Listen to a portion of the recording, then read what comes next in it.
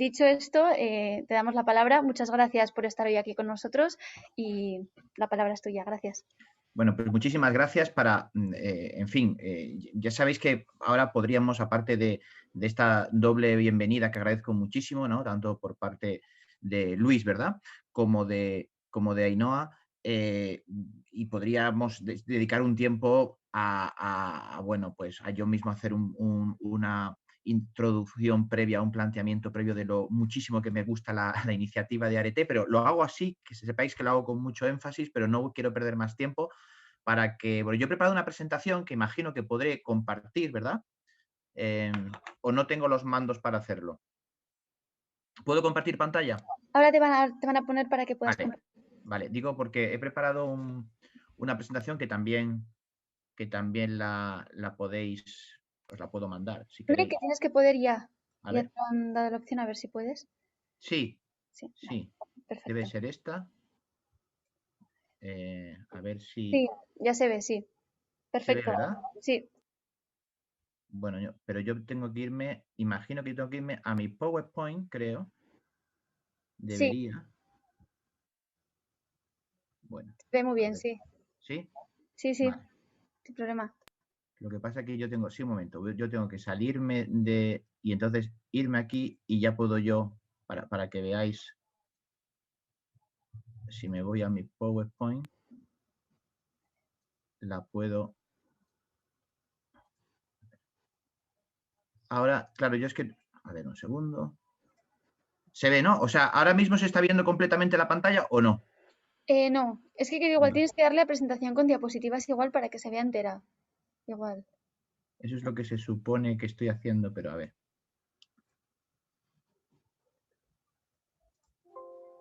No quiero... porque me salen dos pantallas. Si no, otra opción es, si aumentas el zoom, creo que igual se verá bien también. Así. No se ve, así no se ve. No, así no porque se borra. Ya, pero a ver.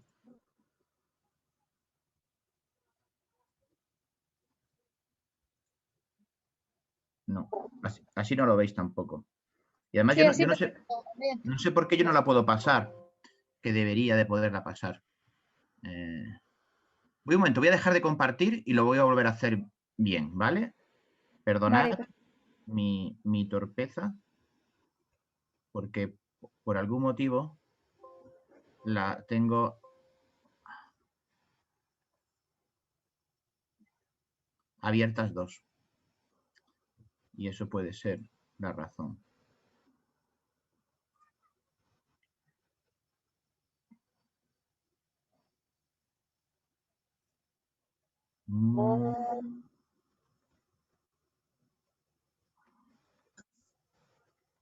Bueno,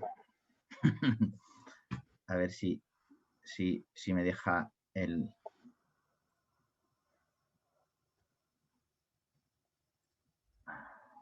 A ver, ahora creo que sí. Voy a volver a compartir pantalla. Voy a darle a la...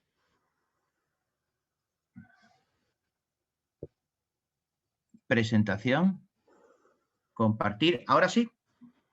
Ahora ¿Sí o perfecto. no? Ahora sí. Perfecto. Sí. Ahora está muy bien. El problema... Perfecto, está perfecto, Ignacio. Vale, el problema es que no avanza la página. ¿Por qué? O sea, no sé por qué. Es decir, que esta es la presentación, pero si quiero pasar página o bien manualmente o bien con presentación con diapositivas. Vamos a ver si de esa manera presentar en línea. No. No. ¿Veis ahora? ¿He pasado de página ahora? No. ¿No pone esquema? No. Si no, otra opción es, si quiere mandarla al correo de Arete y nosotros la... Ahora mismo no están pasando las páginas, ¿verdad? No, ahora mismo no. Ya. Si no, si quieres, mándala al correo de Arete y nosotros lo ponemos de aquí, que también es otra opción. Bien. Lo envío por correo electrónico. Sí.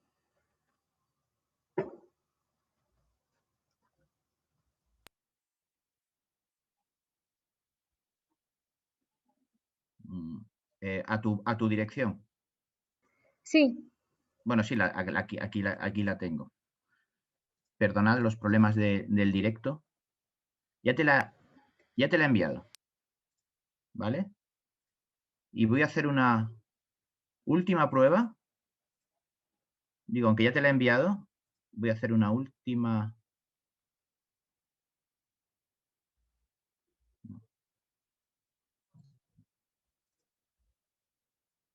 prueba para ver si ahora sí funciona. Pero de todas formas, yo te la he enviado, ¿eh? Pero el problema es que ahora seguramente la volvéis a ver, ¿verdad? Sí. Y ahora otra vez de nuevo no puedo yo moverla. No puedo pasar las páginas. Me vuelvo a quedar en la primera. Yo le estoy pasando con el cursor, pero vosotros no veis moverse las páginas, Sí, ¿verdad? sí. Ahora sí Ahora se sí. está cambiando, sí. Ahora sí, bueno. Bien, sí. Y se ve completamente. ¿Lo veis bien? Por ejemplo, el esquema. ¿Se ve o no? Sí, se ve bien, sí. ¿Seguro? Seguro, sí, sí. Vale, Yo bueno, lo pues veo bien. vamos adelante. Perdonad estos 5 minutos. Nada, ningún problema. Bueno, pues como veis, bueno, la idea es contestar a la pregunta que me habéis invitado, ¿no? Las transformaciones de la relación entre el Reino Unido y la Unión Europea, con especial atención a España tras el Brexit, que, bueno, es un título que podía ser más elegante y bonito, pero en fin, es bastante descriptivo sobre lo que queríamos hablar, discutir esta tarde. Y bueno, yo lo he organizado un poco en 6 puntos. Una primera, rápidamente, algunas ideas para fijar el contexto de la relación entre la Unión Europea y el Reino Unido. Luego, una de las cuestiones que, hombre, me conformaría o me alegraría mucho que pudiéramos sacar de este rato que vamos a tener hasta las 8, pues que tuviéramos algunos conceptos claros, ¿no? Distinguir el divorcio de la relación futura. Bueno, esto, con este símil del derecho de familia, digamos, ¿no? Pues uno puede entender más o menos lo que es, pero yo creo que en prensa a veces se ha confundido mucho, bueno, no deliberadamente, ¿no? Pero porque realmente todo lo que ha sido el Brexit ha sido complejo. Entonces, hay 2 tratados, 2 acuerdos, el acuerdo de divorcio y el acuerdo de la relación futura, y saber distinguirlos bien. Y luego, ¿qué consistía el acuerdo, el no acuerdo, el Brexit duro, el Brexit blando, que a veces se mezclaba Brexit duro, Brexit blando con acuerdo o no acuerdo? Entonces, como veis, distinguir el divorcio, luego cuáles eran las cuestiones que se discutían a la hora de negociar la relación futura, que como sabéis, finalmente, in extremis, se llegó a otro acuerdo, un segundo acuerdo, primero el del divorcio y después el de comercio y cooperación, que es como se llama, que fue logrado a final del año pasado y que en este momento está en aplicación provisional porque aún no ha concluido la ratificación. Estamos en proceso de ratificación. Probablemente en abril estará oficialmente en vigor. Como queríamos hacer alguna alusión a España, riesgos y oportunidades de tipo económico, pero también político, pues también los he incluido y luego una pequeña conclusión. Intentaré ir rápido porque la idea es que yo no me extienda más allá de las 7:35, 37, como he perdido un poco de minutos, pero no más de eso, ¿no? Y tener al menos 20 minutos para preguntas. Si queréis que yo sea más corto, yo puedo ser más corto. Pero, en fin, más o menos era a partir de ahora mismo un poquito menos de media hora, 25 minutos, si os parece Sí, bien. perfecto, ¿De perfecto, acuerdo? Ignacio. Vale. Pero que Gracias. insisto, yo puedo ir más rápido, más lento, quitar cosas, ¿vale? Porque esto es un tema, pues, francamente amplio, ¿no?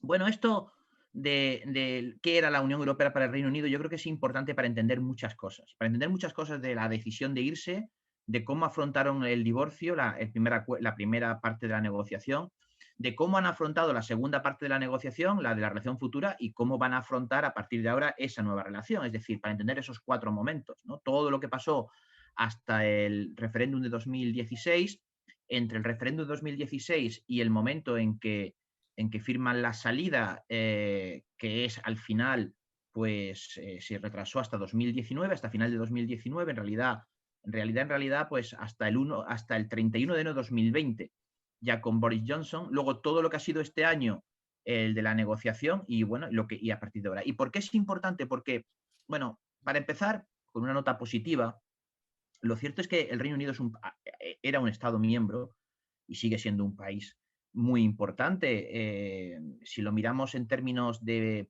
PIB, pues era el segundo después de Alemania, de la Unión Europea, el tercero en población, un poquito detrás de Francia, por delante de Italia, una auténtica potencia global desde el punto de vista no solamente del poder económico, aunque bueno, digamos un poder económico, como digo, bueno, pues por detrás de Alemania y más o menos igualado a Francia, pero desde el punto de vista diplomático, militar, asiento del Consejo de Seguridad y más allá de eso su enorme poder blando, ¿no? Un poder blando que se expresa pues, en su idioma, en su historia, en su sistema científico y tecnológico, en su sistema universitario, en sus medios de comunicación, en su know-how. Bueno, no hace falta que esto lo subraye, lo sabéis bien, ¿no?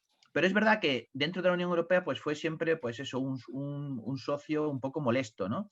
Reticente a los avances y nunca muy especialmente entusiasmado con el proyecto político de la Unión Europea, pues por muchos motivos, ¿no? Para empezar por su geografía, ¿no? El ser una isla no es una cosa menor, por su historia. El Reino Unido incluso se ha definido a sí mismo desde el origen del Reino Unido, que es más o menos siglo XVIII, pero incluso antes, Inglaterra misma en el siglo XVI, eso lo sabemos en España, o los que sabemos la historia de España, como un proyecto de evitar que Europa continental se unificase, ¿no? Y eso pues les ha llevado a guerras con Felipe II, contra Napoleón, contra Hitler, y eso ha creado parte de su personalidad.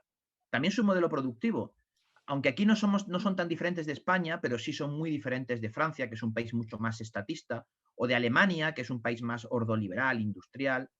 También son diferentes por su política exterior. Para los británicos, la prioridad de política exterior pues siempre ha sido más Estados Unidos o su Commonwealth, ¿no? Antes que Europa. Y cuando ellos van a entrar en los años, van a llamar a la puerta, los años 60, que por cierto no se les quería entrar en en fin, básicamente entonces el presidente francés de Gaulle, no fue por un proyecto político como otros países y singularmente España lo hemos hecho, ¿no? Por una razón de normalización democrática, de mejora del estatus, incluso de la propia sentimiento, ¿no? de una satisfacción por una identidad que teníamos perdida, esta cosa muy de Ortega y Gasset, ¿no? De que España es un problema, Europa es la solución. Para ellos no. Ellos van a entrar con una apuesta económica, pero en un momento de mucha debilidad, años 60, 70, cuando llevaban años con una situación económica complicada, mientras Europa crecía muchísimo, y en un momento también de decadencia, de pérdida del imperio. Por tanto, para ellos entrar en la Unión Europea fue, pues en cierto modo, humillante, ¿no? Era una manera de aprovechar ese mercado y de hecho luego les fue muy bien en términos de prosperidad, pero nunca con un gran entusiasmo. No pensaban que la Unión Europea fuese a mejorar su democracia, ni que fuera a transformar su identidad. Y entonces, bueno, pues eso es muy importante, ¿no? No había un capital político equiparable al que pueden haber invertido en la Unión Europea, Francia, Alemania, los países del este, España, Italia. Entonces siempre han hecho una evaluación de la Unión Europea muy transaccional, ¿no? Pues estamos aquí pues porque nos viene bien desde el punto de vista de acceso al mercado y luego con una parte de su población, como luego se mostró en el referéndum, siempre muy dispuesta a criticar a la Unión Europea y al proceso de integración, a posicionarse en contra de la pérdida de soberanía, de la supuesta burocratización de lo que era Bruselas, ¿no? Y siempre la prensa británica ha sido en eso muy... han contribuido mucho. Es interesante recordar que Boris Johnson fue corresponsal del Daily Telegraph, ¿no? en Bruselas, que es uno de los periódicos de cabecera del mundo conservador, y él era un corresponsal en ese sentido muy euroscéptico, ¿no? Esa actitud pues hizo que mientras ellos sí que estaban en el mercado interior, de hecho Margaret Thatcher fue una gran promotora del mercado interior y a ella se debe en gran parte lo que supuso el Acta Única Europea, pero ellos negociaron quedar fuera del euro, quedar fuera del espacio Schengen y tener ese derecho, ese opt-out, ese derecho de quedar fuera en otros ámbitos de la política de seguridad, de defensa, de justicia interior. Luego tenían el cheque británico en el presupuesto, de eso si queréis luego a lo mejor podemos hablar. Es decir, que tenían una posición bastante especial, ¿no? Bueno, no hace falta decir que el referéndum ganó por no mucho margen, con una participación que si hubiera sido un poquito más alta, 72% es una participación muy baja para todo lo que luego el Reino Unido se traumatizó con el Brexit. Fijaos la fecha, 23 de junio. Un poco responsable de este resultado fueron los jóvenes británicos de vuestra edad, ¿no? En esa fecha estaban terminando los exámenes o habían acabado los exámenes, no estaban en modo político. Y si uno mira los sondeos, los jóvenes de menos de 25 años en el Reino Unido eran absolutamente partidarios de quedarse, pero no fueron a votar. Y por un margen de 1 millón de votos, pues el resultado fue ese, que como sabéis además tenía este reflejo territorial, no solo que cuanto más joven, más favorable a quedarse y cuanto más mayor, más de irse, sino que también territorialmente había un doble brecha campo-ciudad, el campo muy partidario de irse y la ciudad de quedarse, y luego territorialmente en Escocia, en Londres, en Irlanda del Norte, de manera menos clara, por supuesto en Gibraltar, ¿no? De una manera abrumadora, pues partidarios de quedarse, mientras que en lo que era Inglaterra, ¿no? La Little England, pues partidarios de irse. Y esto, bueno, pues también ha tenido muchos efectos, ¿no? Esa brecha generacional, esa brecha campo-ciudad, esa brecha territorial, ha provocado que de 2016 hasta ahora, pues el Reino Unido haya estado muy dividido social y políticamente, ¿no? Por todo esto, ¿no? Incluso dentro de sus partidos políticos, ¿no? Había, pues dentro del Partido Laborista, una gran división, porque los conservadores sí que rápidamente se alinearon en una posición bastante más soberanista, nacionalista británica, y en el laborismo sí se vivió Pero bueno, esto es simplemente un contexto para pasar a lo que nos interesa, que es el Brexit, ¿no? En la primera parte, el Brexit en el sentido del proceso de salida, una vez que se ha producido ese referéndum, esa votación, ¿qué ocurre?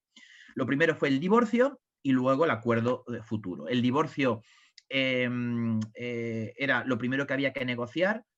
Se negoció entre marzo de 2017, cuando presentaron la carta del artículo 50 del tratado, el gobierno inglés diciendo me quiero ir, hasta que finalmente fue ratificado cuando hubo elecciones, se ratificó con un año de retraso sobre el calendario previsto, con más de un año, cuando ya finalmente gana Boris Johnson, sustituye a Theresa May y va a producirse la implementación de ese divorcio el 31 de enero del año pasado, de 2020. O sea que prácticamente estamos hablando de hace un año, más luego ese periodo transitorio que vamos a ver enseguida, ¿no?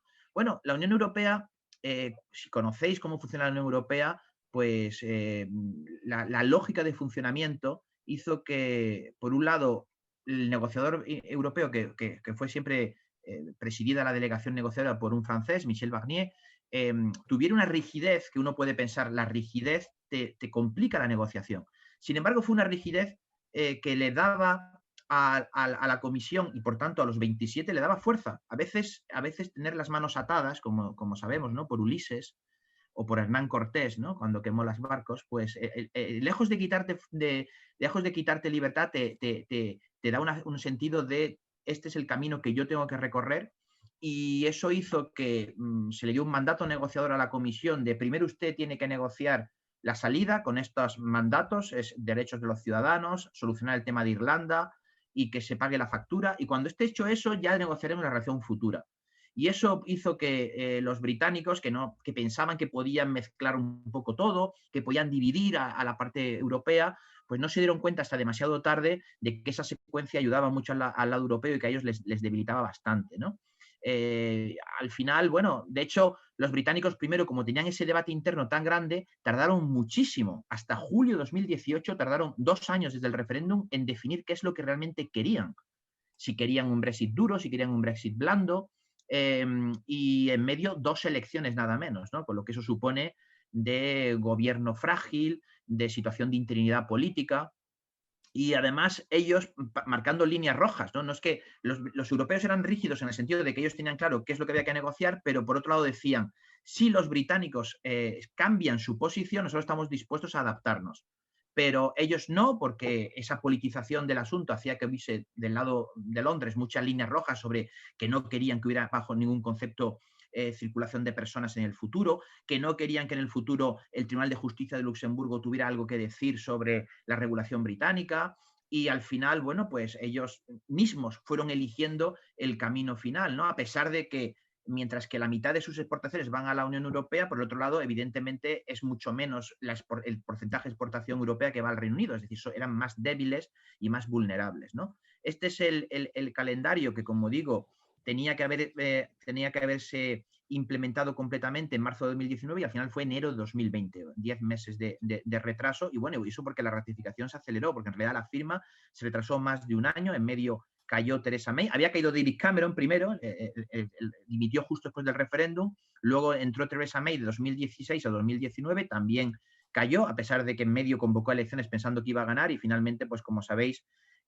fue ratificado cuando Boris Johnson ganó hace un poquito más de un año esa mayoría absoluta en el Parlamento, ¿no? Desde Bruselas, bueno, pues el Brexit se asumió pronto como algo que era malo, pero que había que gestionar con tranquilidad y que lo importante era que no hubiese contagio a otros países, se cerraron filas en torno a la Comisión. Incluso, en cierto modo, puede ser considerado un revulsivo, ¿no? Al proyecto europeo.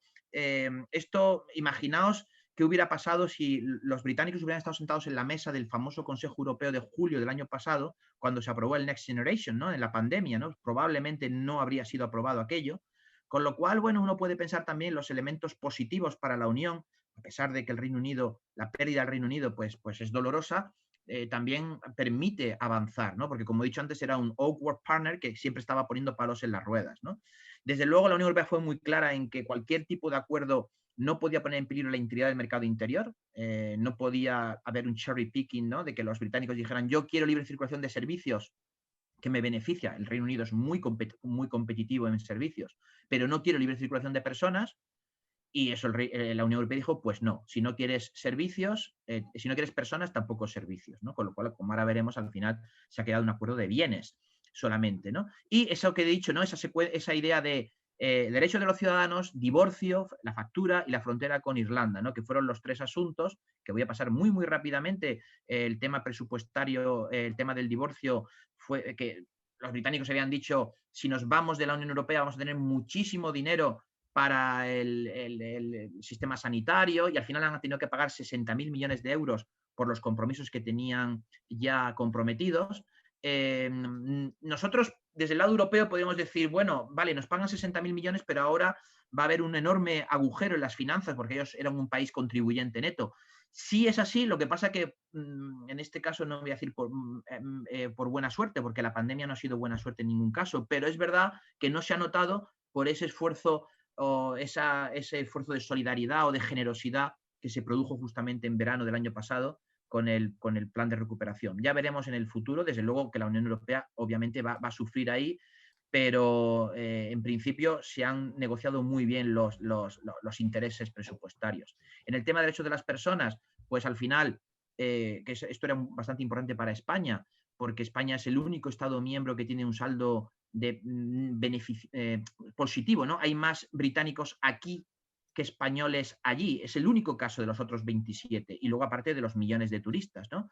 Que son casi 20 millones al año. Bueno, el año pasado obviamente, desgraciadamente no, pero en principio son ese número tan gigantesco.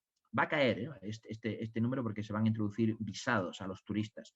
Pero bueno, lo cierto es que al final se llegó a una solución relativamente, aunque un poco burocrática, relativamente buena para los que ya estaban allí, y va a estar protegida por el Tribunal de Luxemburgo sus derechos y por supuesto para los británicos que están aquí, pero es verdad que a partir del mes pasado no hay derechos para los nuevos flujos, ¿no? Es muy garantista para los que ya estaban, pero para el futuro es bastante raquítico lo que se regula de flujos. Y finalmente Irlanda del Norte, que era ese imposible unicornio de querer al mismo tiempo que el Reino Unido se saliera del mercado interior de la Unión Aduanera. Por otro lado, que no hubiera una frontera en Irlanda para respetar los acuerdos de Viernes Santo y que por otro lado tampoco hubiese una frontera entre Gran Bretaña e Irlanda del Norte para hacer el control, bueno, pues eso era imposible, ¿no? Imposible. Y al final, pues la opción que se ha optado ha sido por una combinación entre 1 y 2. Salir del mercado interior de la Unión Aduanera y que no haya frontera dura en la isla y por tanto la única solución alternativa era controles entre Irlanda del Norte y Gran Bretaña en el mar de Irlanda y eso, bueno, pues provoca en los unionistas de Irlanda del Norte pues muchas quejas porque consideran que se les está casi, digamos, para ellos condenando a unirse a la República, ¿no? Y llegamos ya a la negociación. Esto ha sido la negociación que acabó en diciembre, ¿no? Era Brexit duro o Brexit blando, ¿no? Los británicos, cuando vieron que no podían trocear el mercado interior, no podían, lo que he dicho antes, ¿no? Estar en servicios pero no aceptar personas, ¿no?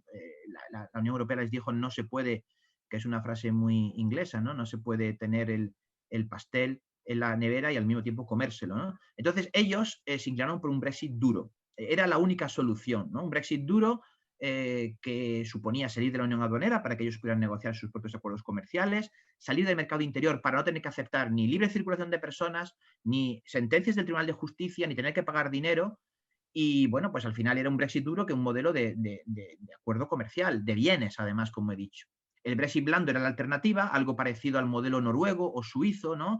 que es el espacio económico europeo, pero aunque eso obviamente hubiera sido mejor desde el punto de vista económico, pero desde el punto de vista político hubiera sido mucho peor. Haber montado todo este lío del Brexit para al final acabar aceptando circulación de personas, como le pasa a Noruega o Suiza, tener que pagar dinero, como le pasa a Noruega o Suiza, y tener que asumir las normas de la Unión Europea, como le pasa a Noruega o Suiza, y encima no estar sentado en la mesa, porque te has ido, pues realmente era políticamente irracional. Por eso la única salida era el Brexit duro realmente, ¿no? Bueno, eso o el Brexit sin acuerdo, que era volver que las reglas de la OMC, de la Organización Mundial de Comercio, fueran las que regulasen la relación, ¿no? Que eso también se ha evitado porque al final ha habido un acuerdo, pero de Brexit duro, ¿no? Bueno, la otra solución era arrepentirse, rectificar y volver, pero eso en el corto plazo no está ni se le espera.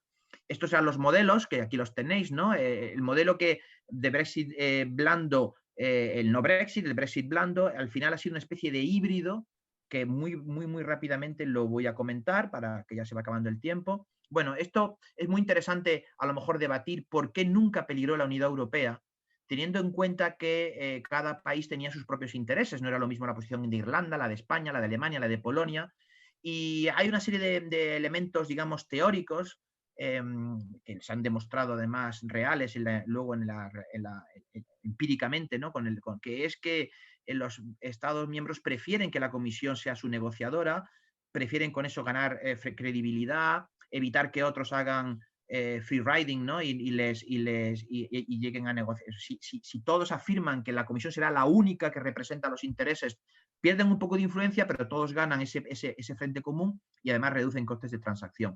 Con lo cual, aunque eso era una de las cosas que pretendían los ingleses, ¿no? Los británicos, vamos a divide et impera, vamos a darle un caramelito a España, otro a Polonia, otro a los alemanes, pues eso no ha ocurrido. Y por eso la negociación ha sido tan positiva para la Unión Europea, teniendo en cuenta que todo esto es un episodio negativo. Se va al Reino Unido, eso es un golpe para la Unión Europea, pero sin embargo el golpe se ha sabido gestionar bastante bien, se ha encajado muy bien. Y bueno, ¿y cuál es ese acuerdo finalmente logrado? Bueno, pues como he dicho, como ya he repetido, con el acuerdo de divorcio que entró en vigor, ¿no? Que se aplica a partir desde el año pasado, el 31 de enero, hubo un periodo transitorio que fue el año pasado, que acabó hace un mes y 26 días, el 31 de diciembre de 2020, donde se negoció ese pacto comercial, ¿no? Que si no se consigue ese pacto comercial, pues hubiera sido ese Brexit. A veces la prensa decía Brexit caótico, Brexit desordenado. Bueno, era un Brexit sin acuerdo que hubiese llevado a que lo que regía las reglas era la OMC, porque, a ver, el Reino Unido y todos los Estados miembros de la Unión Europea forman parte de la Organización Mundial de Comercio, que por cierto es verdad que Donald Trump la ha dejado bastante tambaleante, porque ni siquiera funcionaba el mecanismo de solución de controversias. Y para empezar, hubiese supuesto aplicar aranceles a casi todas las exportaciones, ¿no? Pensar, por ejemplo, ¿no? Todos esos coches minis que vemos por la calle que se fabrican en Oxford, que son de propiedad alemana, pero que se fabrican allí, o no sé, la ginebra que se toman en los gin tonic, ¿no? Hubiera subido muchísimo los aranceles en bienes, que ya va a haber una bajada muy grande de circulación de personas y servicios. Y al final el acuerdo pues, se ha limitado a las mercancías. Ahí sí es más o menos generoso, un acuerdo de libre, un acuerdo típico acuerdo de comercio abierto a casi todos los bienes y un poquito de pesca, no así agricultura o bueno, o dentro de, sí, productos agrícolas también con una serie de requisitos, ¿no? Es verdad que se ha introducido esta idea, a lo mejor lo habéis escuchado, del level playing field, ¿no? Que básicamente es política de la competencia, evitar ayudas de Estado, evitar un sistema fiscal que hiciera del Reino Unido una especie de Singapur en el Támesis muy competitivo, que se aprovechara de que yo puedo exportar bienes fácilmente al mercado interior yo aquí lo que hago es dumping, bajo los impuestos, hago ayudas para que se instalen aquí empresas y desde allí pues exporto, eso hubiera sido competencia desleal y eso sí está regulado en el acuerdo, ¿no? Un sistema de gobernanza que tiene una comisión bilateral, ahora ya Barnier ha sido, digamos, sustituido, porque ya acaba la negociación, por un vicepresidente de la comisión, Maroš Šefčovič, y que es eslovaco, y por el lado británico, pues hay un viceprimer ministro, bueno, un ministro, uno de estos títulos del gabinete con título aristocrático, ¿no? Y bueno, si hay conflictos, se irá a un arbitraje, ¿no? Luego está, como he dicho, el tema de la pesca. Un tema muy controvertido siempre, muy politizado. Ahí España tiene cierto protagonismo, no me da tiempo a contarlo, pero si queréis luego lo cuento en las preguntas, ¿no? Lo que fue la jurisprudencia, si sois estudiantes de Derecho, quizá lo sepáis, ¿no? Toda la jurisprudencia Factor Time que es la primera vez en la historia del Reino Unido que un juez declaró nulo una ley de Westminster, porque para ellos la idea de que hay algo por encima del Parlamento es inconcebible, y sin embargo, a través de una cuestión prejudicial y de una decisión del Tribunal de Luxemburgo, un juez británico dijo esta ley no se aplica porque va en contra del derecho europeo, y era una ley que encima permitía a pescadores, básicamente gallegos, pescar en cuota británica, ¿no? Bueno, en cualquier caso, el acuerdo de pesca reduce muchísimo el acceso de los pescadores gallegos, vascos, franceses, belgas a aguas británicas y a cambio pues también se reduce la posibilidad de que las capturas británicas se puedan vender a la Unión Europea. Se ha llegado a un pequeño punto intermedio, obviamente un paso hacia atrás, pero algo se ha llegado al acuerdo, ¿no? Ahora el Reino Unido tiene enormes desafíos, están saliendo muchísimos inmigrantes, ahora inmigrantes, antes ciudadanos de la Unión Europea, polacos, búlgaros, también italianos, españoles, alemanes, y eso está provocando problemas, ¿no? de falta de mano de obra, que se une a la recesión de la pandemia, está cayendo muchísimo la inversión directa extranjera, los precios disparados de Londres, bueno, pues ahora están bajando los precios inmobiliarios, obviamente, y en general un país es menos atractivo para inversión extranjera. Antes, si tú te instalabas en Reino Unido, sabías que estabas instalándote en toda la Unión Europea, un país muy atractivo como el Reino Unido, pero estoy en todo el mercado interior. Ahora ya no. Problemas de inflación, porque, bueno, ahora no voy a entrar a explicar en eso, pero luego si queréis os cuento por qué. Un problema con Escocia y el deseo de hacer un segundo referéndum de independencia, que según los sondeos ahora, si se llega a celebrar, ganarían los independentistas. También la posibilidad de que Irlanda del Norte acabe uniéndose a Irlanda. Y luego, bueno, tienen que negociar acuerdos comerciales con todos los países del mundo, porque a partir de ahora todos los acuerdos comerciales de la Unión Europea dejan de estar cubiertos. Y luego ese desafío regulatorio y burocrático tremendo, ¿no? Que quieren seguir siendo país competitivo en la globalización y al mismo tiempo pues no seguir la regulación europea. Con lo cual, bueno, pues es un desafío brutal. Bueno, es justo la hora que yo quería terminar y me queda la última parte, que son las oportunidades para España, ¿no? No sé si, bueno, si os parece, en 3 minutos y así lo dejo planteado y si queréis, y ahora hablamos más de España, volvemos a ello, ¿no? Bueno, hay que decir que son dos países que, por dos motivos, ¿no? Un motivo un poco peculiar, realmente doloroso, pero más simbólico que otra cosa, que es Gibraltar, y por tener una visión distinta de la integración europea, pues siempre ha sido un poco frustrante que dos países que tienen una relación tan intensa, hemos medido algunos elementos de la relación en el punto de vista económico y empresarial, de exportaciones, inversión, flujos de viajeros, elementos de tipo más educativo, cultural. Bueno, resulta que no hay otros dos países en el mundo que sin ser vecinos y sin compartir idioma tengan una relación más intensa que España y el Reino Unido. Hay más vuelos, o había, ¿no? Hasta que llegó el COVID, entre España y el Reino Unido que entre Canadá y Estados Unidos, por poner un ejemplo, diarios o anuales, ¿no? Y sin embargo, pues una relación, y bueno, y luego muchísimas formas, muchísimos elementos de paralelismos en su proyección transatlántica, dos países con dos lenguas globales, con un modelo productivo relativamente similar, ¿no? Una relación Estado-mercado no tan diferente, economías de servicios, con gran demanda interior. Y sin embargo, bueno, pues no han tenido una buena relación, que paradójicamente ahora hay un incentivo para esa relación política mejorarla, ¿no? Grandes riesgos, como hemos visto, ¿no? El tema de relación interpersonal. Aquí ahora pongo algunos gráficos, algunas datos sobre cómo es esa relación económica, empresarial que ya he mencionado. Y a pesar de eso, a pesar de que España se jugaba muchísimo en esto, su prioridad absoluta fue mantener la unidad, eso que he dicho que pasaba a todos los Estados miembros. Quería España, por supuesto, un acuerdo generoso, porque a España, que tiene una balanza comercial muy positiva, tanto en bienes como sobre todo en servicios, y tiene además, se beneficia de que los españoles van allí a estudiar inglés, como espita, ¿no?, para encontrar empleo, y muchísimos británicos vienen aquí y como turistas o como residentes, pues para España cuanto más se pareciera la situación de futuro a la actual, mejor. Eso pues no ha sido del todo posible como hemos visto, ¿no? Aquí tenéis, ¿no?, la presencia de británicos por edad. Se suele pensar que casi todos son jubilados y veréis la mitad de los británicos que viven en España tienen menos de 59 años. Es verdad que este número desgraciadamente también está cayendo en los últimos meses, ¿no? Bueno, aquí hay algunos datos, os puedo pasar esta presentación sobre lo que exportamos, lo que vendemos, ¿vale? Bueno, y bueno, en Gibraltar simplemente decir que se ha firmado un acuerdo para desmantelar la verja que pasa por integrar a Gibraltar dentro del espacio de Schengen, que ya está firmado, y que junto a eso se están negociando otros elementos que luego la Unión Europea, además, tendrá que dar el visto bueno. Es curioso porque España consiguió en el mandato del Consejo Europeo, cuando empezó la negociación, hace ahora 3 años, que tuviera un derecho de veto España para que cualquier acuerdo que se hiciera entre la Unión Europea y el Reino Unido solamente se pudiera extender a Gibraltar si España quería, y eso se ha mantenido.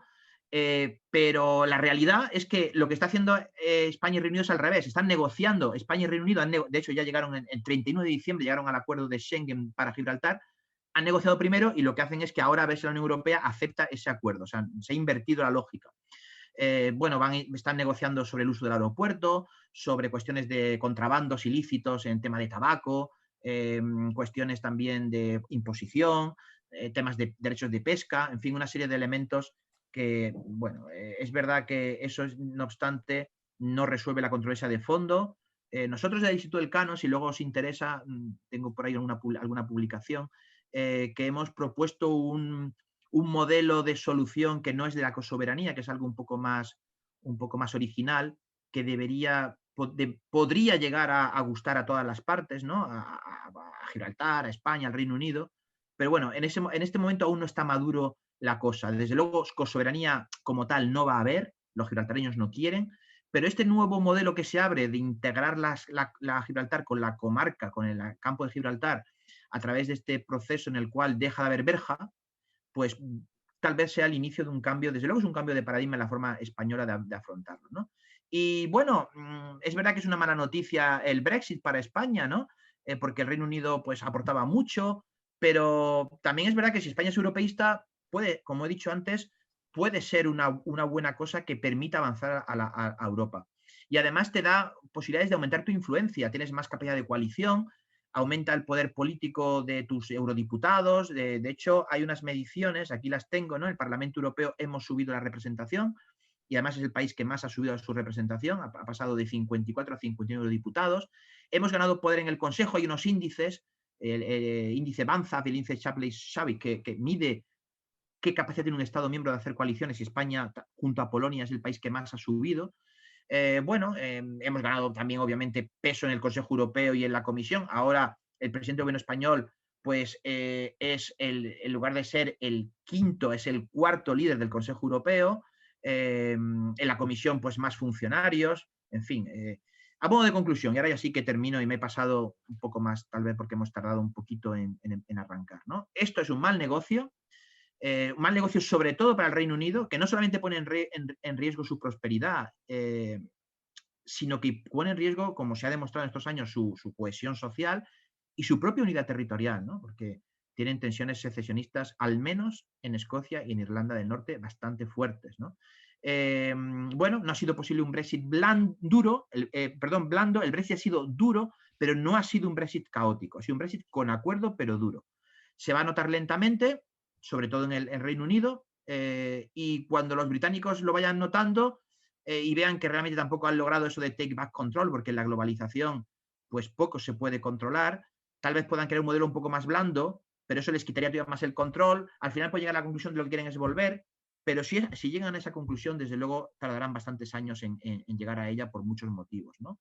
Y bueno, yo lo dejo aquí. Obviamente las conclusiones de tipo político sobre cómo el Brexit nos demuestra que la política ha dejado de ser una fractura izquierda-derecha para ser una fractura, ¿no? Más entre un modelo de economía abierta o cerrada, más cosmopolita, más nacionalista, más anti-inmigración o más partidaria del multiculturalismo. Esto que se puede resumir en esta etiqueta, ¿no? Los somewheres, los que son de algún sitio, que eran muy pro-Brexit, los que eran del campo, ingleses, o los que son anywheres, más cosmopolitas, ¿no? Que viven en Londres, y que, bueno, pues que sí que eran bastante europeístas. Y también tiene que ver eso con lo que hemos dicho de la edad, ¿no? Bueno, pues gracias a todos y a todas, y perdón por haberme extendido al menos 10 minutos más de lo que quería. Bueno, pues muchísimas gracias, Ignacio. La verdad que ha sido súper interesante la sesión. Entonces, bueno, vamos a ir con algunas preguntas. Yo personalmente tengo dos que le quiero hacer. Una es un poco más en relación a la Unión Europea y otra más en relación a Reino Unido.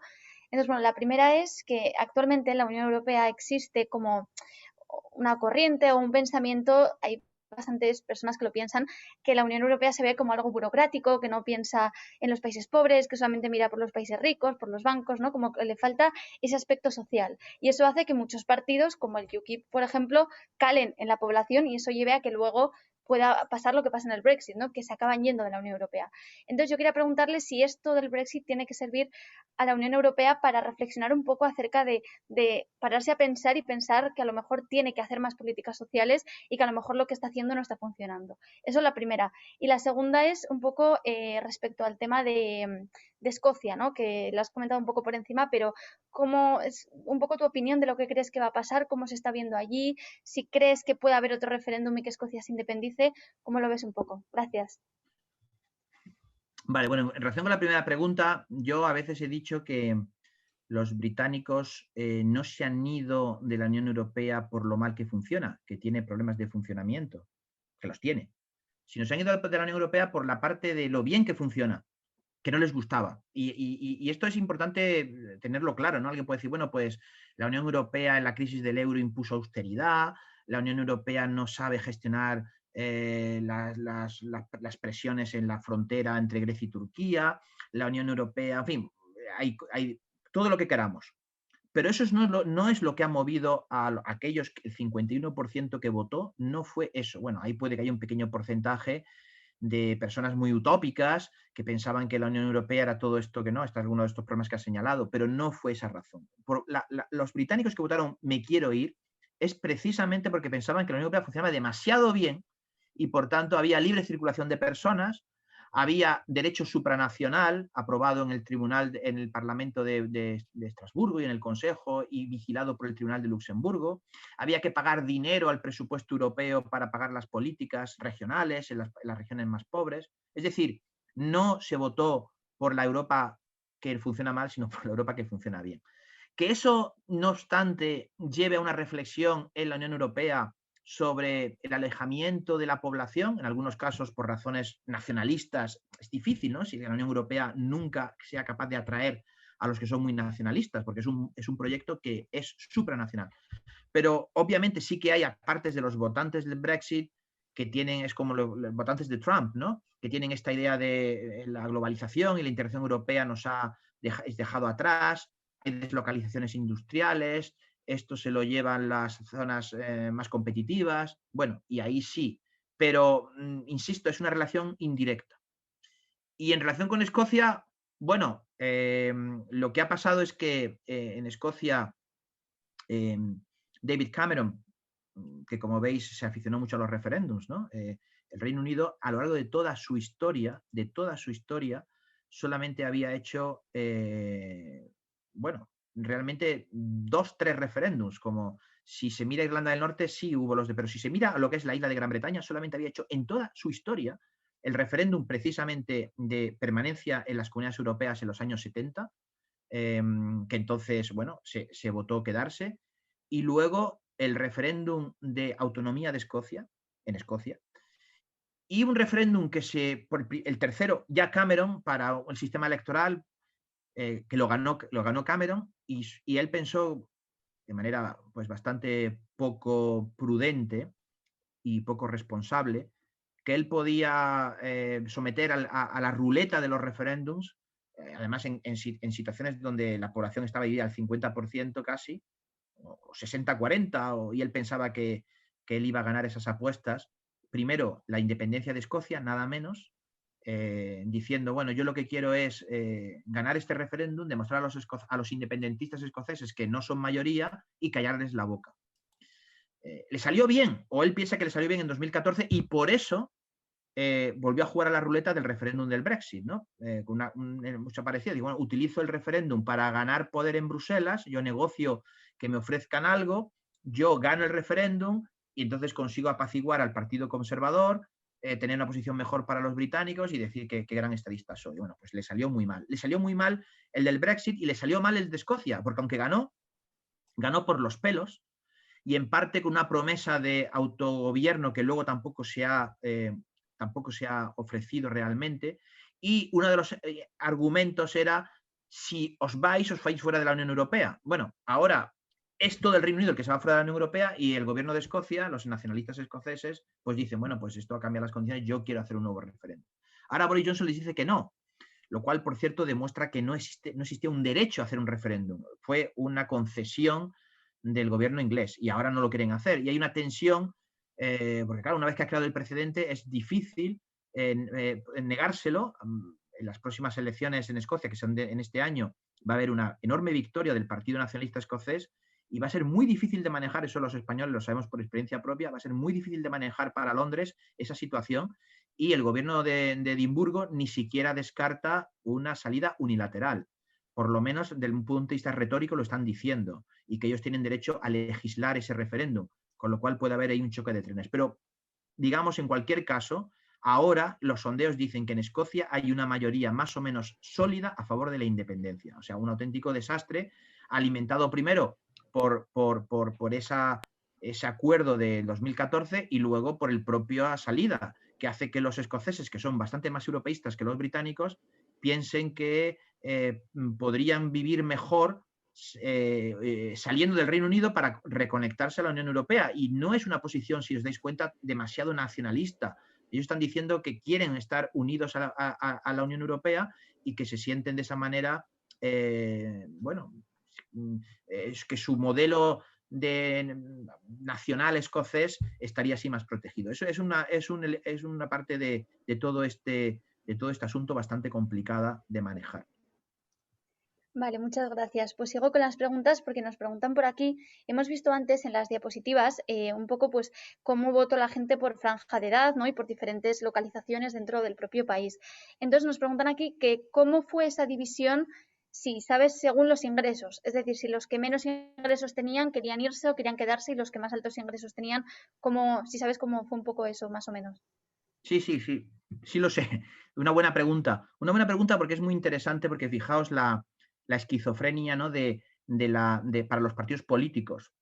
Cuanto más nivel educativo, que correlaciona con la renta, tenías, ¿no? Cuanto más nivel educativo, eso significa más ingresos, más renta, eras más partidario de quedarte.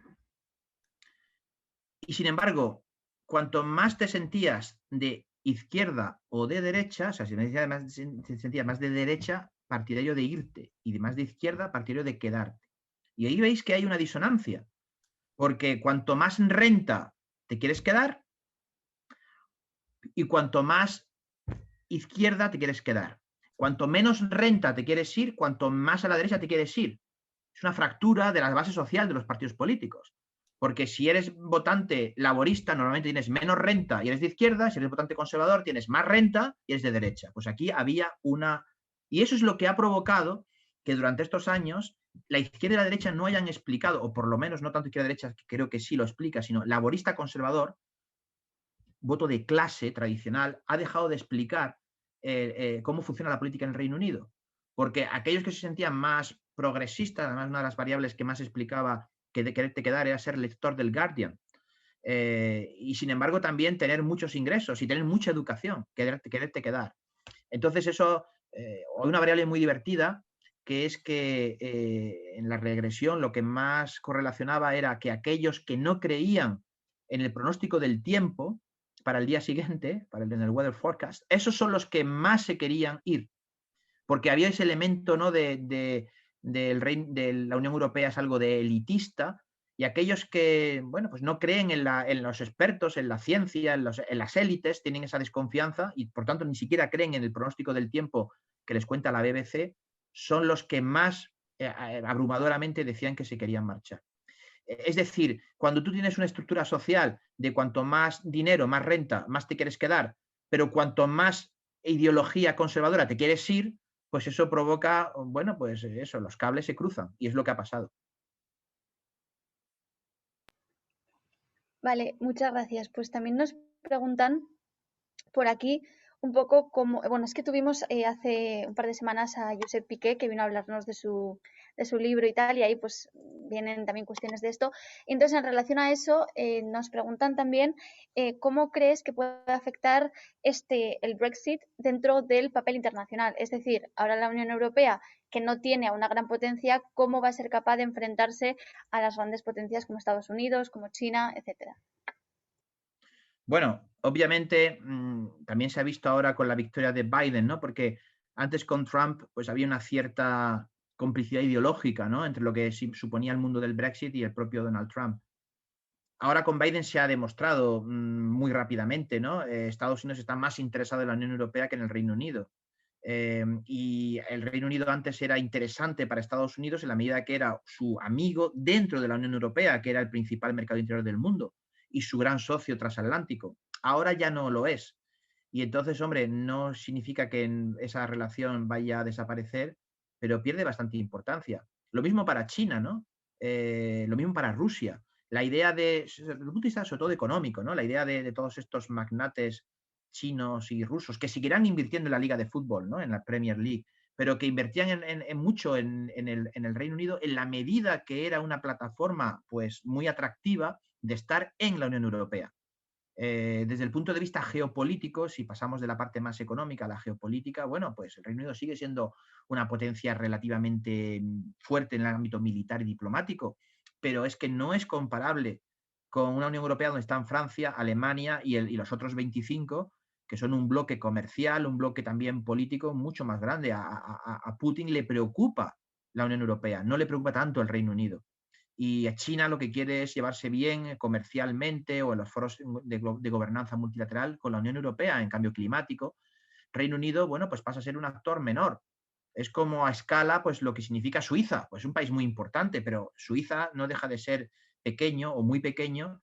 El Reino Unido es menos pequeño que Suiza, pero bueno, pues es Canadá, es un poquito más que Canadá, pero no estamos ya hablando de las grandes ligas. Y eso obviamente en geopolítica tiene una importancia enorme. Vale, bueno, pues Ignacio, pues yo creo que lo vamos a dejar aquí, pero ha sido un placer, la verdad, muchísimas gracias, ha sido muy interesante y gracias una vez más por aceptar y por estar hoy aquí con nosotros, así que gracias. Bueno, pues gracias, ya te he mandado por email la presentación y Sí. gracias a todos vosotros, un placer. Ignacio, a ver si nos vemos un día por Madrid, cuando vaya por allí, si no te parece. Perfecto. Instituto en algún sitio.